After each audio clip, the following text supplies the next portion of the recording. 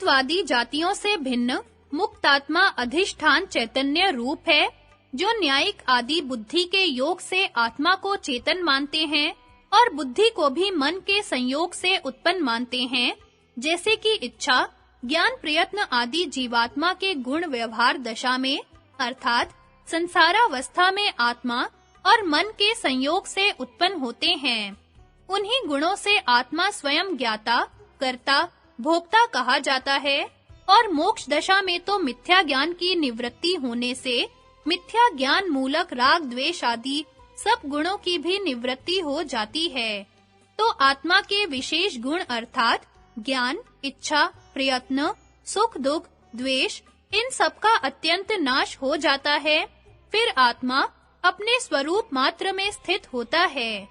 यह उनका पक्ष भी ठीक नहीं है, क्योंकि मोक्ष दशा में नित्यत्व, व्यापकत्व आदि गुण तो आकाश आदिकों के भी रहते हैं। इससे उनसे विलक्षण आत्मा का चैतन्य रूप अवश्य अंगीकार करना चाहिए। आत्मत्व जाति का संबंध ही आकाश आदिकों की विलक्षणता है, यह नहीं कह सकते, क्योंकि आत्मत्व जाति का योग तो संसारी जीवों में भी है। इससे आत्मत्व आदि जातियों से भिन्नता मुक्तात्मा की अवश्य माननी चाहिए और वह भिन्नता अधिष्ठान चैतन्य रूप मानने से ही घट सकती है, अन्यथा नहीं।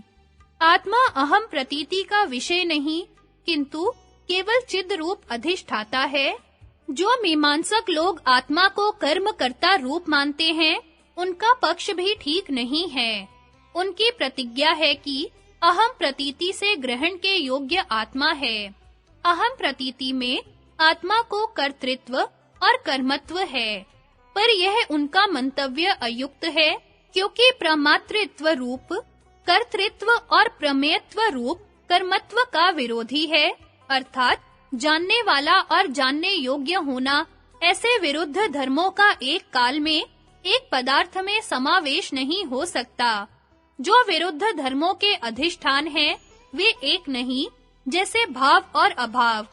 कर्तृत्व, कर्मत्व भी परस्पर विरुद्ध धर्म है। यह कहना कि कर्तृत्व और कर्मत्व का विरोध नहीं, किंतु कर्तृत्व और करणत्व का है, ठीक नहीं। क्योंकि विरोधी धर्मों का अध्यारोप दोनों स्थानों में तुल्य होने से केवल कर्तृत्व और कर्णत्व का ही विरोध है, कर्तृत्व और कर्मत्व का नहीं। यह कौन कह सकता है? इससे आत्मा को अहम प्रतीति का विषय न मानकर केवल चिद रूप अधिष्ठाता ही मानना चाहिए। आत्मा अव्यापक शरीर तुल्य परिणाम वाला और परिणामी नहीं है, जो द्रव्य बोध प्राय भेद से अर्थात नामांतर रखकर आत्मा को अव्यापक शरीर तुल्य परिमाण वाला और परिणामी मानते हैं, उनका पक्ष तो उठकर ही मरा हुआ है, अर्थात बिल्कुल ही निकम्मा है, क्योंकि परिणामी मानने से चेतन कहाँ रहा, वह तो जड़ रूप ही हो गया। जड़ मानने पर आत्मा में क्या आत्म भाव रहा?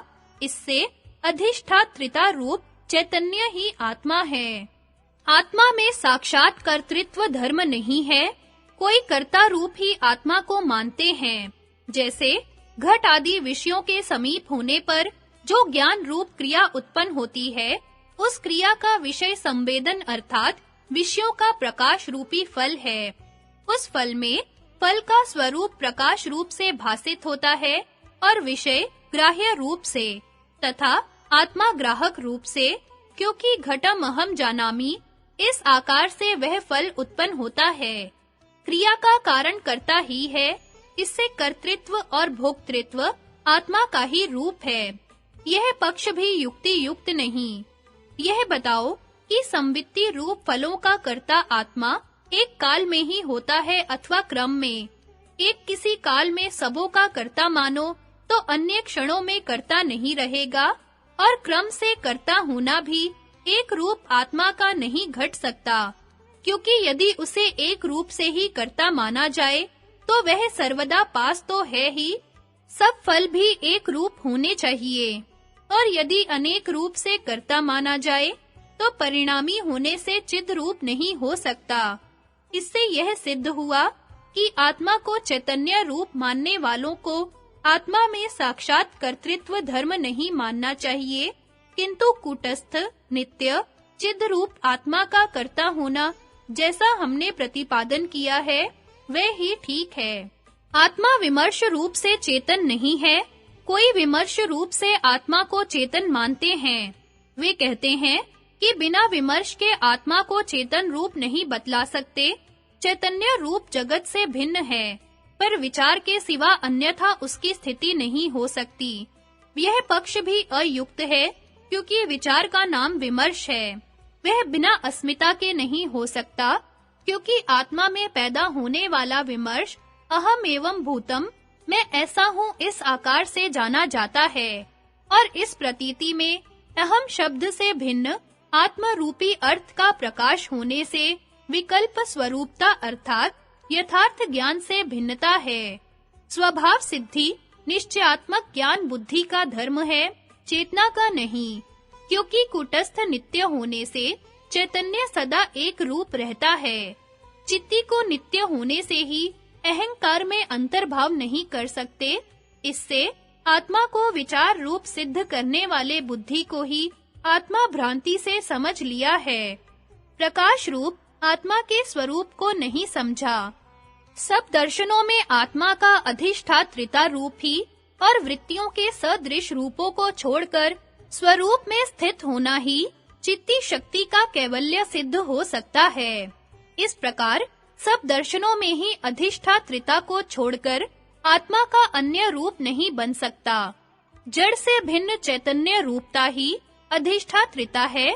जो चित्त रूप से अधिष्ठान करता है, वह ही भोग्य बनता है, और जो चेतन से अधिष्ठित है, वह सब कर्मों के योग्य होता है। इस प्रकार आत्मा को नित्य मानने से प्रकृति के व्यापार की निवृत्ति होने पर भी जो आत्मा का मोक्ष हमने वर्णन किया है, उसे छोड़कर अन्य मतों की कोई गति नहीं। इससे यह युक्ति युक्त कहा है कि वृत्तियों के सदृश रूपों को छोड़कर अपने स्वरूप में स्थित होना चित्ती शक्ति का कैवल्य है। उपसंहार। उक्त प्रकार से अन्य सिद्धियों से भिन्न सब सिद्धियों की मूल समाधि सिद्धि को कहकर अन्य जाति में परिणाम रूप सिद्धि की प्रकृति की पूर्णता कारण है, यह सिद्ध कर धर्माधर्म की प्रतिबंधक को हटाने मात्र में शक्ति है, यह दिखाकर सिद्धि जन्य पांचों चित्तों का अस्मिता मात्र से होना बतलाकर एक समय में भोग निवृत्ति के लिए बहुत से चित्तों और शरीरों की अस्मिता मात्र से उत्पत्ति बतलाने वाले शब्दों के प्रामाणिक होने में जो संदेह उत्पन्न होते हैं, उनको दिखलाकर उनकी प्रसंगानुसार व्याख्या कर पांच प्रकार की सिद्धियों से उत्पन्न हुए निर्माण चित्तों में से समाधि जन्य चित्त को अपवर्ग का भागी बतलाकर योगी के कर्मों की लौकिक कर्मों से विचित्रता को सिद्ध कर कर्म फलानुकूल वासनाओं के प्रकट होने को समर्थन कर